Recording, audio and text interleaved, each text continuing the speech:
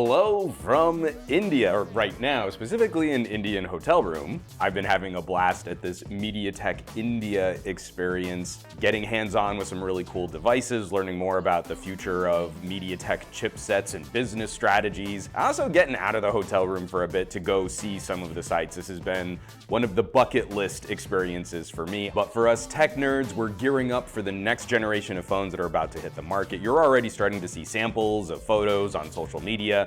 I'm putting up a few right now. And of course, we're talking about the next generation of silicon, the chips that are going to be powering devices through the end of 2024 into 2025. Dimensity 9400 is front of mind for a lot of us gadget nerds, and I had the opportunity to sit down with Dr. Finbar Moynihan as a follow-up conversation from our interview last year at the MediaTek Executive Summit, spend a little time getting an overview on MediaTek strategies, how these strategies have been paying off in the market, and what the future holds for the semiconductor industry. Without further ado, Dr. Finbar Moynihan. Thank you so much for taking the time. Good to be here.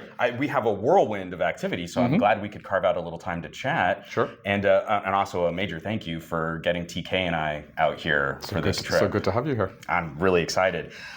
Because I'm going to be digging into some questions that came from my patrons, I wanted to start off with a little revisit of our conversation from last year, where I was speaking with you and DS about Gen AI and mobile capabilities.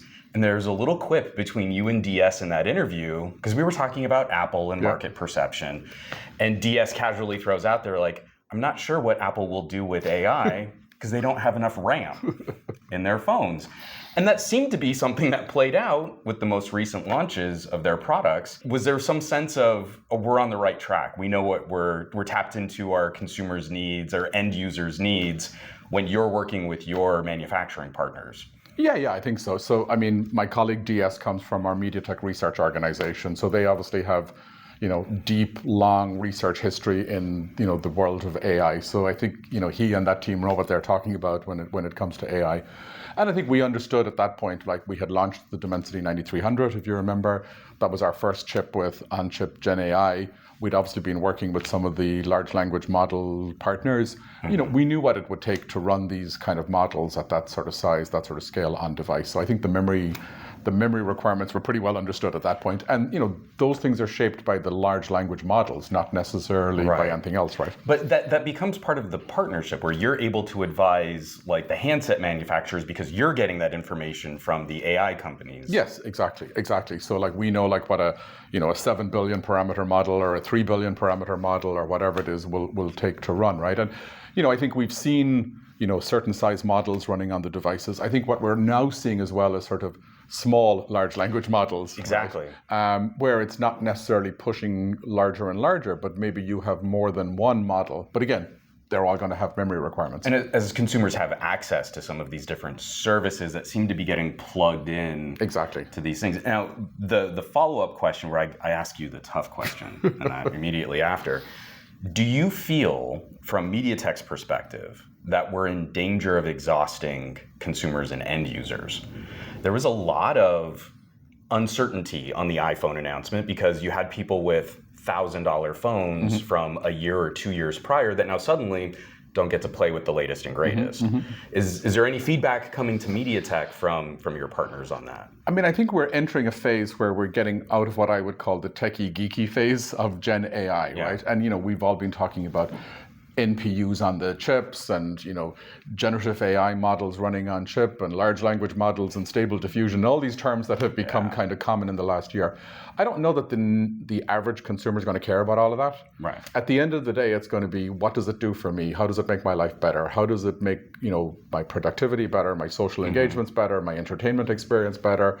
And I think that's the phase we're kind of entering now with sort of what we're calling agentic AI, but basically building that kind of smart AI agent into your device. I think the consumer won't care at the end of the day what's under the hood.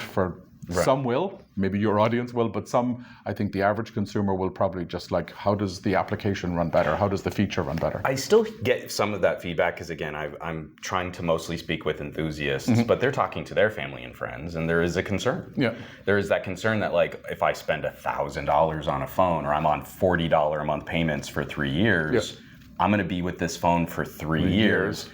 what's the next buzzword going to be that now I don't get to play with, but I did the right thing by buying the expensive product. Yeah.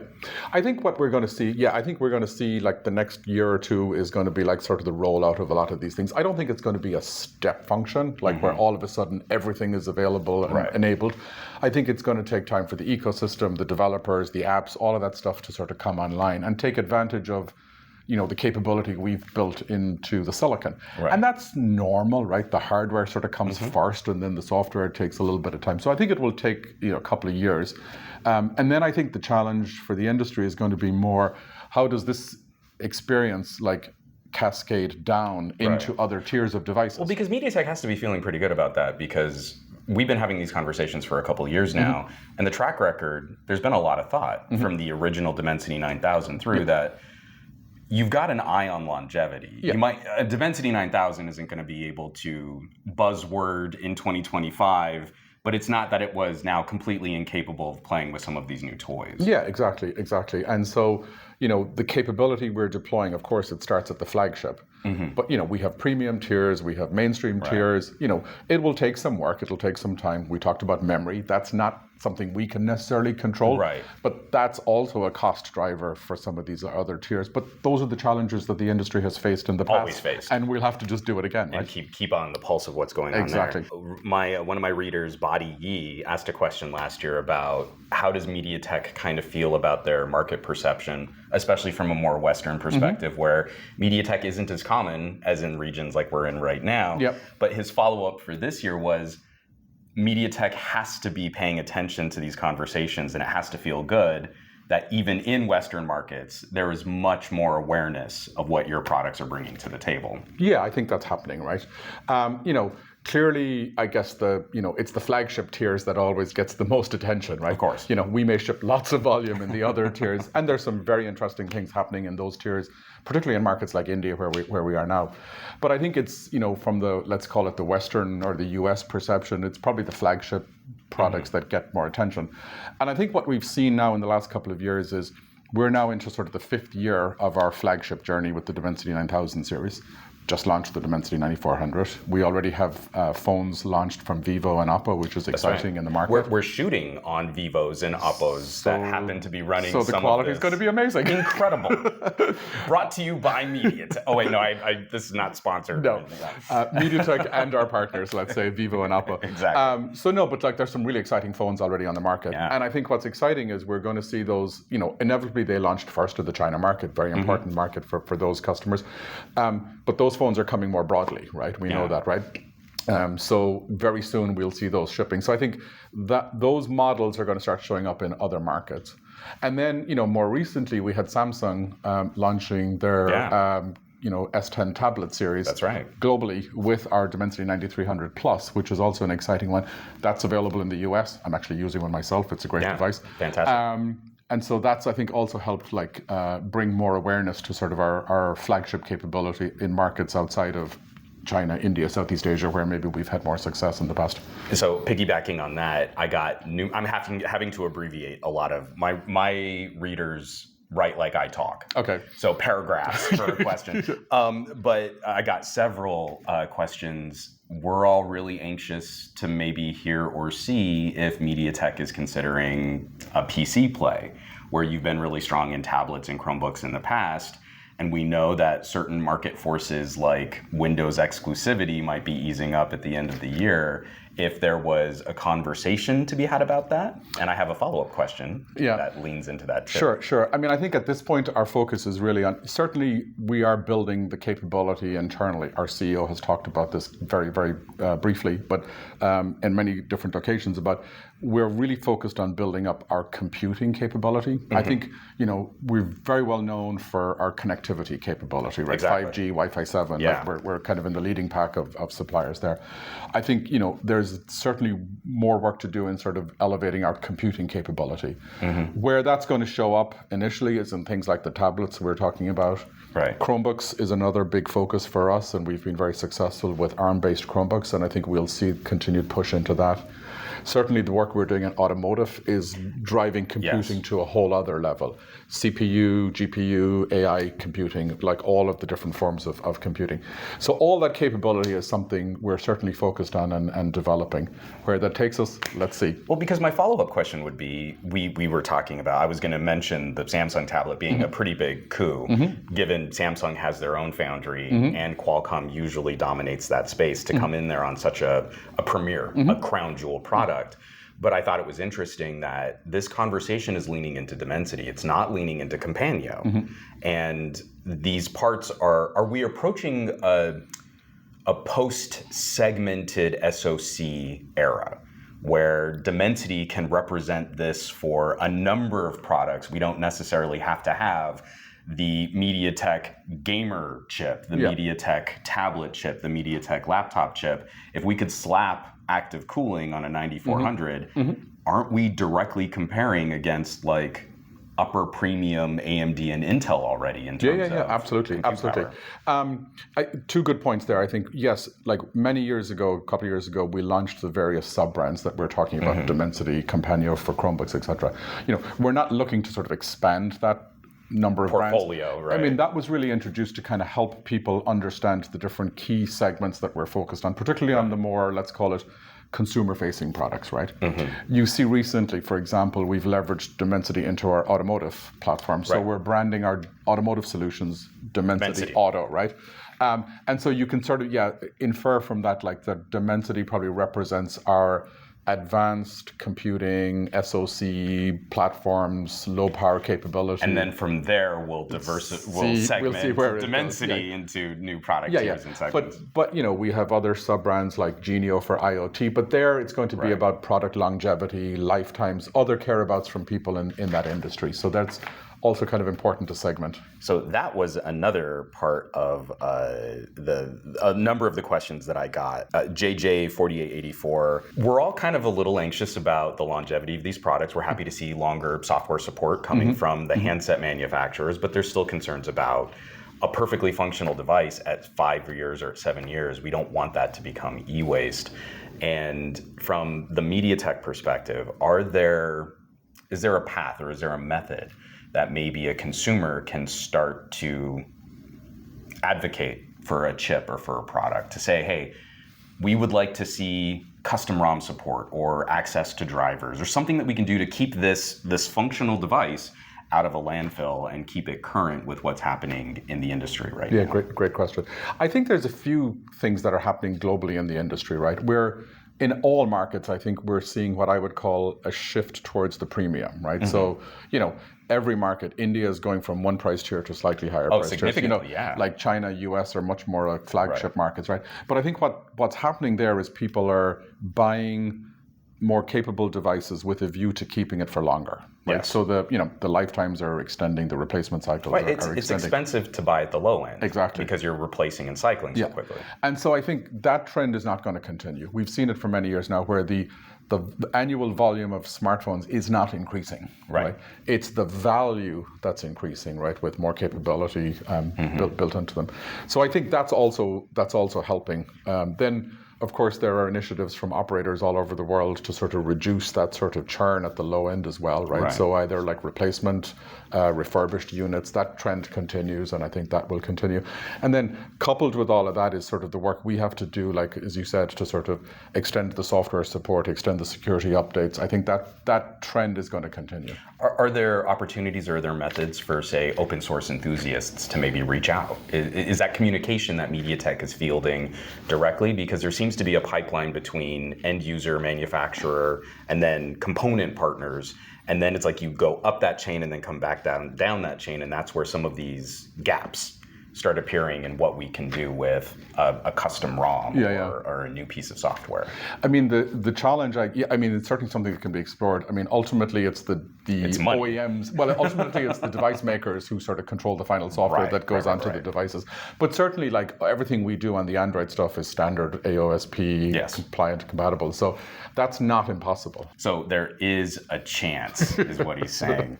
I do want us to kind of start wrapping this up because TK TK is going to jump right on top of me with a bunch of follow-up questions, and you'll want to catch TK's part of this interview too. It's almost like part one and part two. Okay. As we start kind of looking at it's kind of heady because we're talking about Dimensity 9400, and that is a chip that is going to mostly live throughout 2025. But it's like we have the 2025 model year available in 2024. The acceleration of this has got to be heady from your perspective, from MediaTek's perspective, that your partners are wanting to get more aggressive and get this tech out there. But I also feel it has to be gratifying to see the gamble you took with 9300 paying off in the market really well, that other manufacturers are looking at this kind of CPU core configuration, big power, big architecture, and that's I have to imagine that validates. I think when we were having these discussions a year ago, I think there was a healthy dose of skepticism or anxiety. Yeah, about power and performance. Are you sure? Do you know what you're doing? But our guys are smart, right? They had studied the software, they had studied the applications, they understood the kind of power profiles that these things were driving. They knew what we could implement in these advanced process technologies, and ultimately they knew that sort of we could, start up a bigger core, run the application, and shut down faster. So we've been promised that so many times in the past. Yeah. And this seems to be like the first year where I've personally experienced that. Yeah, and I think what you're now seeing then is, it's always a balance between power and performance. Right. Always, right? That's just physics. But I think what this architecture jump or change or whatever has enabled is we can give that peak performance when you need it. Right. Because we're giving you all these bigger cores. But we can then, shut them down faster and save power. And it sort of changed the calculation a little bit in terms of how far we can push the power performance envelope. So you have to be feeling pretty good because this is actually a refining gear for you on this idea. Yeah. Exactly. Where the 9300 was the riskier year. I think, yes, the architectural change came last year. This is our second generation of the all big core. Of course, we get the advantage from the new Cortex X925 that gives us a big bump in IPC for the single core performance. And we get a big boost from, we changed the memory architecture. And of course, TSMC's 3nm technology gives us another bump. Leg up. You put all that together, I think it's looking pretty good. So to wrap up our part of this conversation here, I still have to extend that plea where when I'm hosting these conversations and when I'm talking to my audience about what kind of examples we can bring up for improved NPU performance, improved SoC performance, ray tracing. We're still talking about these things as like, oh, it's new, it's exciting, it's bold, and I want to directly show here is an app you can use on your phone that taps this NPU. In Windows land, we just got this flurry on the most recent Windows update where Affinity. Incredible subject selection tools that are just lightning fast. And it's a direct example I can point someone to. And I know that's not MediaTek's direct conversation. Your customers are not the same as my readers, but is there still, like, when we're talking about what your chips bring to the table, what kind of guidance can MediaTek provide? So this is like every year I hit you with this. Like, show me a game that uses the ray tracing that I can show an American that this is gonna have an impact on what you do. Yeah, I think certainly we've been working a lot with the game developer ecosystem, the game engines and stuff like that. So I think more and more of those are coming available, right? Certainly the first wave was probably in China, some more China-centric games. So your readers everywhere may not see that. But again, with these models that we're talking about coming out now more broadly, I think you'll see more support. A bit more activity. A bit more support for that.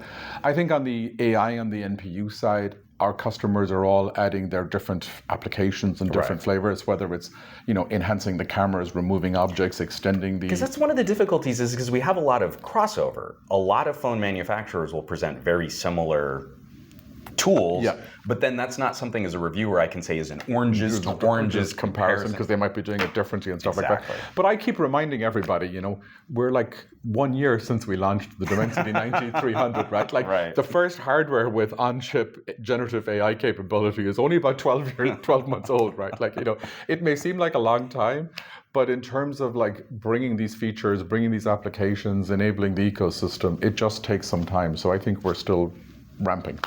All right, well, thank you so much Thanks, for Juan. taking the time. Great I to love be these here. conversations, and this has just been a phenomenal trip, especially getting this perspective from a market that is not as different from pockets of the United States that I was expecting it to be. First time for you in India? First time for me in India. It's a good experience. Yeah, that's great to have you here. The food's amazing. Isn't it? Yeah. There's so much that's going to be happening over the next couple months as we start benchmarking and testing and gaming and video editing and rendering. So many big claims are being delivered about the future of performance and performance per watt and NPUs and the AIs. And the folks who are going to see the results of that conversation first are my amazing patrons. A huge thank you from the bottom of my heart, as these are the folks that help fund all of the experiences that happen on my channel and the reviews and the editorials. Once more, patreon.com/SomeGadgetGuy. They're the coolest nerds in the universe, so I hope you'll check them out. And one more friendly reminder, if you're even still watching this part of the video, please go check out my buddy TK Bay. His channel will be linked in the description below. He's got a follow-up, some other really interesting questions and discussion with Dr. Finbar Moynihan. And also, TK is just one of the best people on the planet. So go support a great tech content creator. Now, you know where you can find me around the rest of the internet, at SomeGadgetGuy, basically everywhere these days, but I'm trying to spend a bit more time on the Mastodons, a lot less so on the Facebooks and the Instagrams and the Threads, and not much at all on the Twitters. And I will catch you all on the next video.